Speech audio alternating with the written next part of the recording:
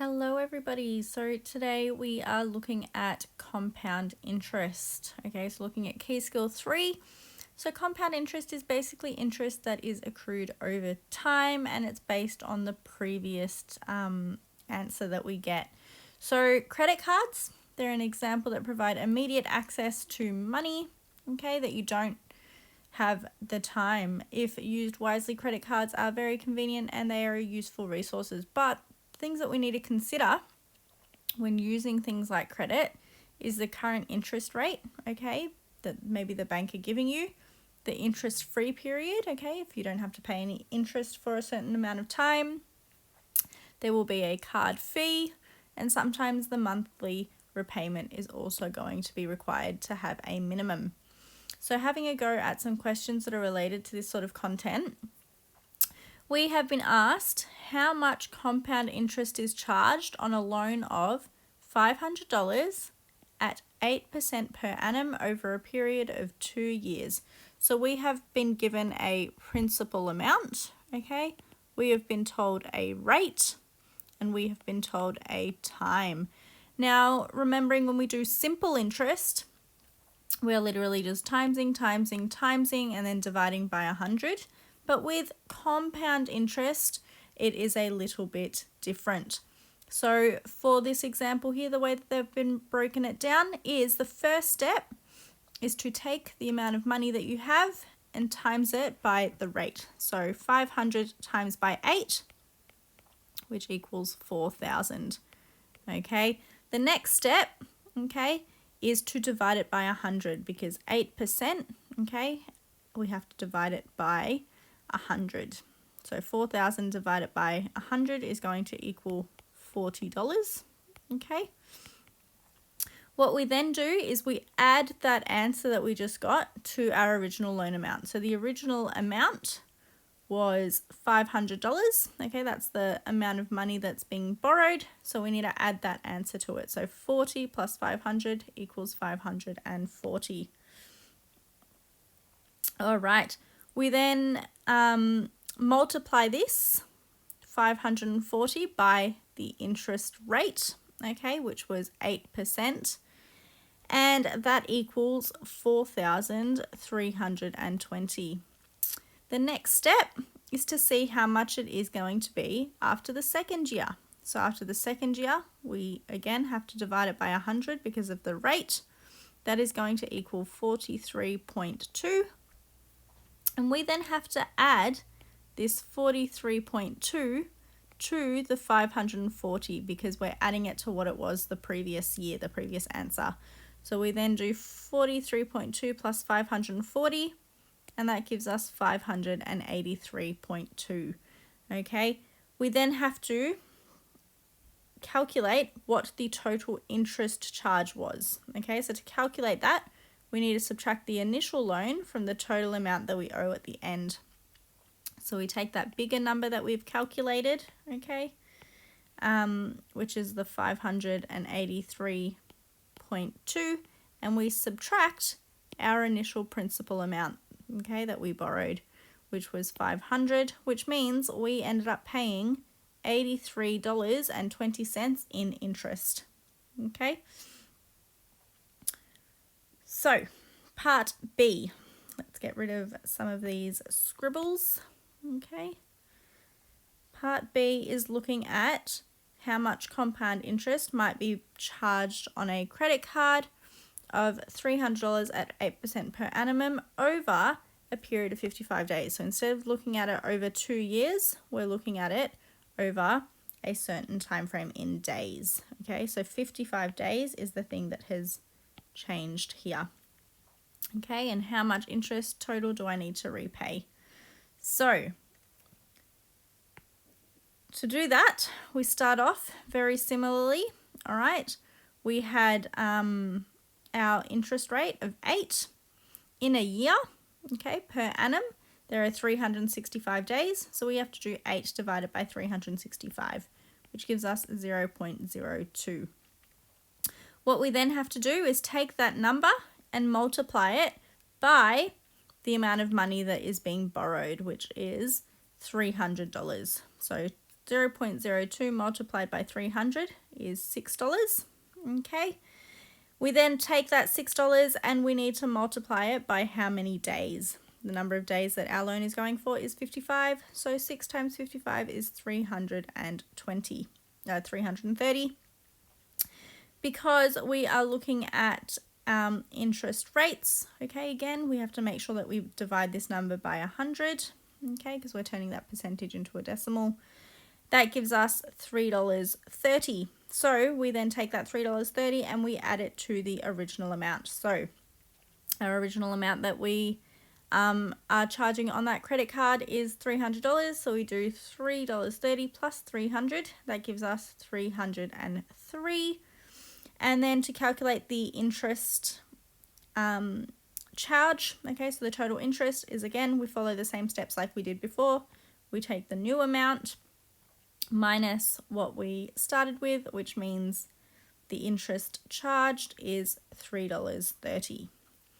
All right, so using that information, you are going to have a go at doing these 4 questions that are based on our examples that we've got here, A and B.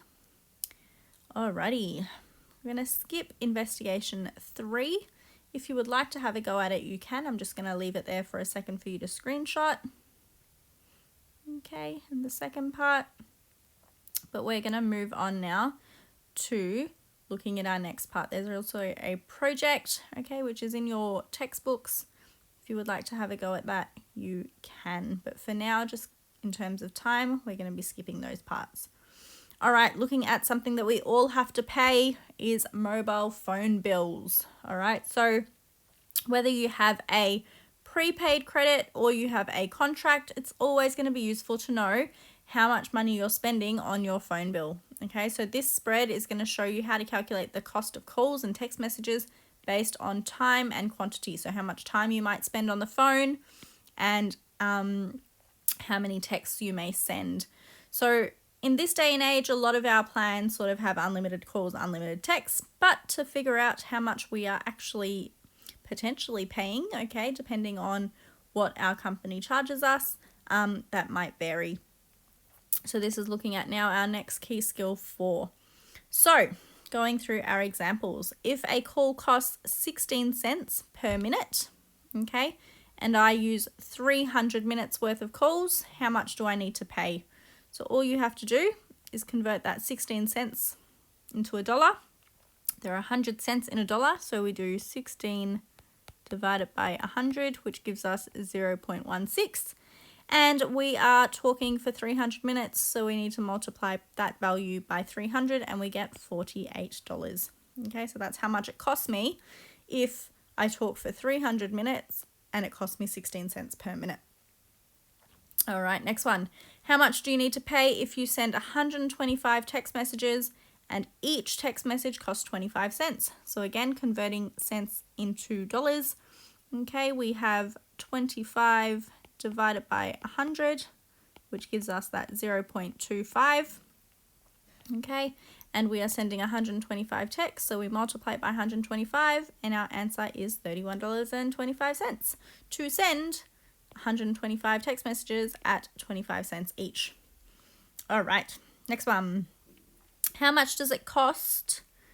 How much does each call cost per minute if my bill is $20 for 80 minutes? So now we're asked to find the call per minute, okay?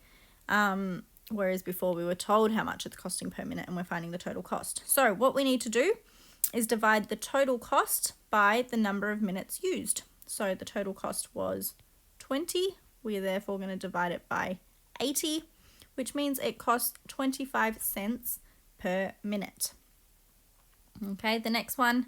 How many SMS messages have been sent if your bill is $50 and an SMS costs 20 cents each?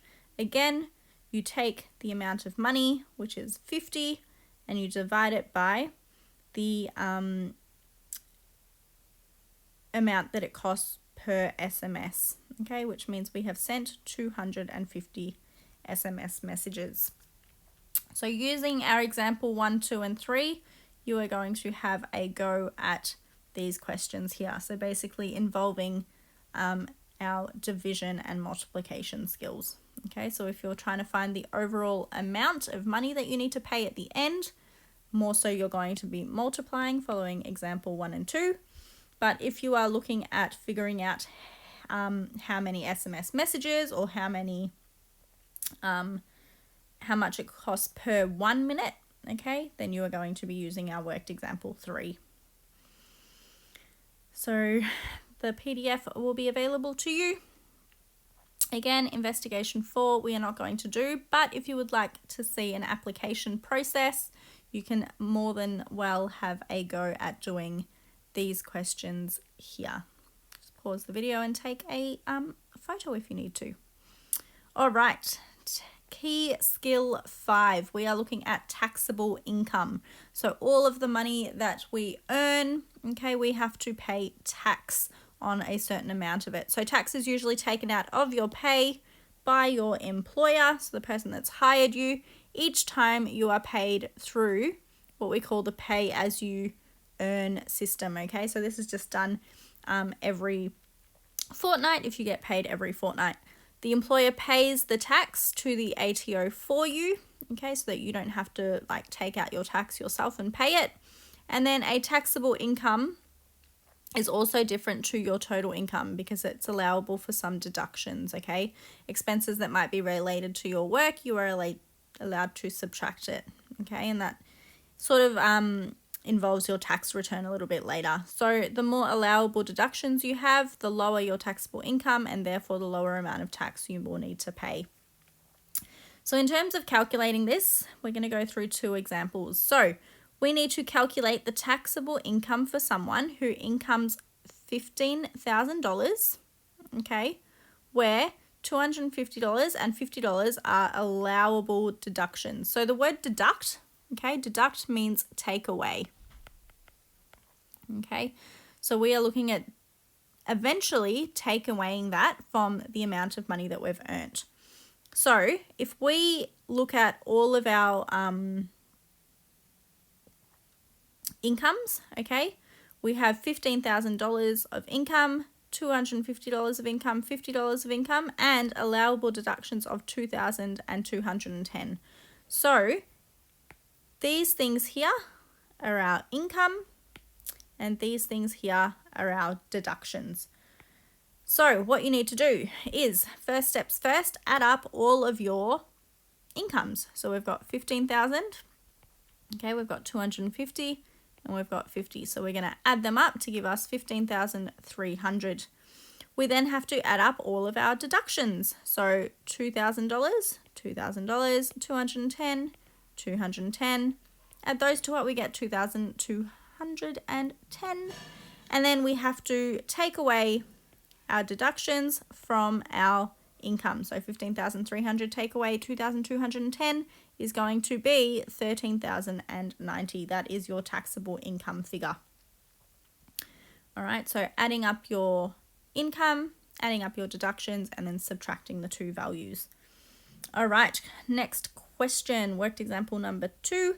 Kevin is employed as a plumber. He claims deductions for $1,400 to buy tools, $25 for gumboots, $200 for a pair of work overalls, $5 per week for dry cleaning, and $1.50 per week for the work-related telephone calls. We need to calculate Kevin's total deductions. So if we look at all of the amounts, okay, $1,400 is a total amount, $25 is a total amount, $200 is a total amount, okay, but his $5 per week is changing and his $1.50 per week is also going to be based on that whole year, okay. So in terms of dry cleaning, it's $5 per week. There's 52 weeks in a year, so we have to do 5 times 52, which equals 260. Okay, so now we can write that 260 down. And the same for his phone, $1.50 per week. There are 52 weeks in a year, so $1.50 times 52 is 78. Okay, and now we can add up his total deductions. So we do 1400 plus 25 plus 200 plus 260 plus 78, which gives us 1963, which are his total deductions. Okay. So using that information, I want you to have a go at doing question 1 to 4. Okay. Looking at what the total income is. Okay, so A and A go together for income and deductions. B and B go together for income and deductions. C and C go together for income and deductions. And D go together for income and deductions. And then calculating taxable income, you're basically going to do whatever A was up here, take away whatever A was down here to give you the answer for A over here. And the same with B. B take away B, C take away C, D take away D. And then we've got a question related to calculating deductions, which is similar to your worked example number 2. All right, that is it for that key skill 4. There is again another investigation. Okay, so you can have a look at this if you would like. And there's some questions related to that as well. But now we're looking at calculating tax. Okay, so a tax table is often used to calculate how much tax is going to be needed to be paid on your taxable income. Okay, so once we know how much income we have that is taxable, we have a certain amount of tax that we pay based on that. So if you earn $0 to $6,000, there is no income tax related to this income. If you earn between these two amounts, so up to $34,000, you get 15 cents for each dollar that's over $6,000, okay, that you need to pay. Again, up to $80,000, okay, so it's going to be then 4,200 plus 30 cents for each dollar over 34,000, and the rules continue as follows. Okay, so we're going to use this chart to identify our tax that we're going to pay on certain income amounts. So if we look at this first example here, okay, we have to locate the row where $4,500 is within the taxable income range and take the lower figure away from $45,000. So we are calculating the tax owed on a taxable income of $45,000. The first thing that we're going to do is look up where $45,000 is on our chart. Okay, $45,000 sits between $34,000 and $80,000. So what rule we are going to be following is this one here. Okay, so in terms of doing that, the first thing that we need to do is do our 45,000. Okay, 45,000, take away the bottom number. So the bottom number there in that row was 34,001, okay, which means we get an answer of 10,999. And our rule then says that we have to do $4,200 plus a certain amount. So I'm going to add $4,200 at the end, and it's 30 cents for each dollar that's over 34,000. So each dollar that's over 34,000, we've got 10,999 of that. We're going to multiply that by 30 cents, so 0.3, and then we're going to add that 4,200 to it. Okay, so we are then going to end up with $7,499, which is the tax amount that is owed on $45,000. Okay, so step 1 is figuring out which bracket it falls under and then following the rule that is next to it. All right, let's have a look at worked example number 2. So you have already paid $9,000 in tax throughout the year, and you are required to pay $7,500 to the ATO, the Australian Tax Office. Calculate whether extra tax needs to be paid or if a refund is due. So what we need to do is we need to take away the tax owed from the tax paid. So we've got $9,000 and we've got $7,500. So we do 9,000 take away 7,500, okay, which gives us $1,500. Because that number is positive, okay, that means a refund is due. If you subtract what you've already paid and then do take away what you are required to pay and your answer is negative, that is what then needs to be paid. okay, extra. So if your answer is negative, then you need to pay it. But if your answer is positive number, then that is what you will receive as a refund. So using that information, we're going to have a go at these questions here. All right, so question 1 to 4 is looking at worked example number 1, okay, figuring out which bracket each of these numbers fall into. And then question number 5 is looking at worked example number 2. Again, we have a tax returns investigation for you if you would like to have a go at looking at a real life example, and some questions below that refer to that, and a project related to credit cards that you can also have a go at. If you have any questions based on the work, please leave them in the comments below and I am more than happy to help you out. Goodbye.